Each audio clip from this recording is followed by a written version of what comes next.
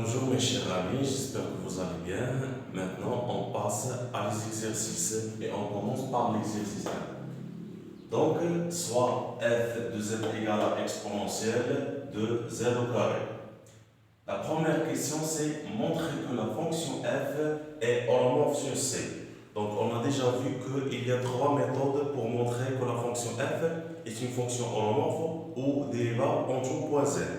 Z, bien sûr, appartient à c. Donc, on va choisir la méthode ou les conditions de Cauchy-Riemann. Donc, on doit écrire f sous la forme f de z sous la forme p de x y plus i q x y.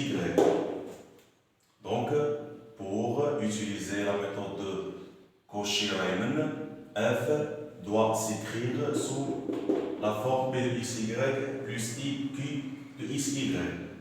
Donc, on pose z égale x plus i y parce que z appartient à c, donc z s'écrit sous la forme x plus y. Donc z au carré égale à x plus i y. Donc ça c'est identité remarquable de deuxième degré. Donc égale à, voilà, donc x plus i y au carré égale à x au carré plus 2 que multiplie x que multiplie y plus y au carré. Donc y au carré égale à i au carré égale au carré. Et bien sûr, ça fait moins 1, c'est moins y au carré. Donc voilà. Donc z au carré égale à x au carré moins y au carré plus 2xy. Donc, on a dans la fonction f de z égale à exponentielle de z au carré. Donc, exponentielle de z au carré égale et l'exponentielle de x au carré moins y au carré plus 2ixy. Et qu'on sait que l'exponentielle de a plus b égale à l'exponentielle de a fois l'exponentielle de b. Donc, on doit déterminer l'exponentielle qui n'a pas de i et l'exponentielle qui a de i. Parce que, pourquoi on fait ça? Parce que l'exponentielle de θ égale à cosinus de θ plus i sinus θ. Donc, voilà, ça reste la même, et ça égale à cosinus de 2xy plus i sinus de xy. Donc voilà, parce que l'exponentielle de θ égale à cosinus de θ plus i sinus de θ. Voilà.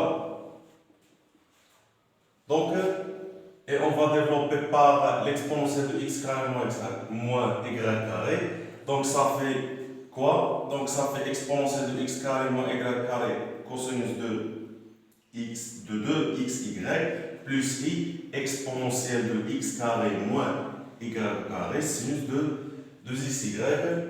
Donc, on a déterminé la partie réelle, c'est p de xy, et la partie imaginaire, c'est qxy. Donc, on va faire les conditions de Cauchy-Riemann. Donc, premièrement, on dérive p de xy par rapport à x, et on dérive q de xy par rapport à y. Voilà. Donc la dérivée de pxy par rapport à x égale à la dérivée de l'exponentielle de x carré cosinus de 2xy. Donc les deux dépendent par x. Donc ici on a une multiplication. Donc on sait que f fois g' égale à f' fois g plus g' fois f. C'est ce qu'on va faire ici. Donc, ici, c'est f', c'est la dérivée de exponentielle de x carré moins y carré par rapport à x, égale à 2x, l'exponentielle de x carré moins y carré. Comment? C'est comme ça. C'est l'exponentielle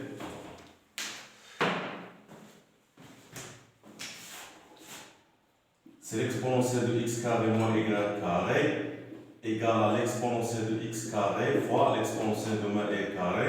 Donc on veut dériver par rapport à x. Donc l'exponentielle de moins égal carré se considère comme une constante. Donc on va dériver juste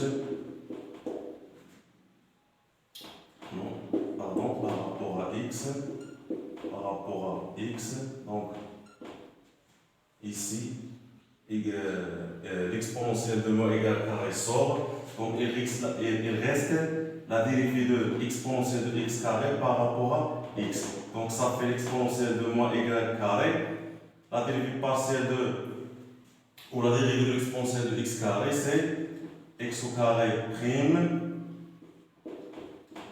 l'exponentielle de x au carré. Donc ça fait exponentielle de moins y carré. Donc la dérivée de x au carré, c'est 2x. Exponentielle de x au carré. Voilà. C'est ça. C'est 2x exponentielle de 2x exponentielle de x carré moins y carré qui multiplie cosinus de 2xy. Voilà.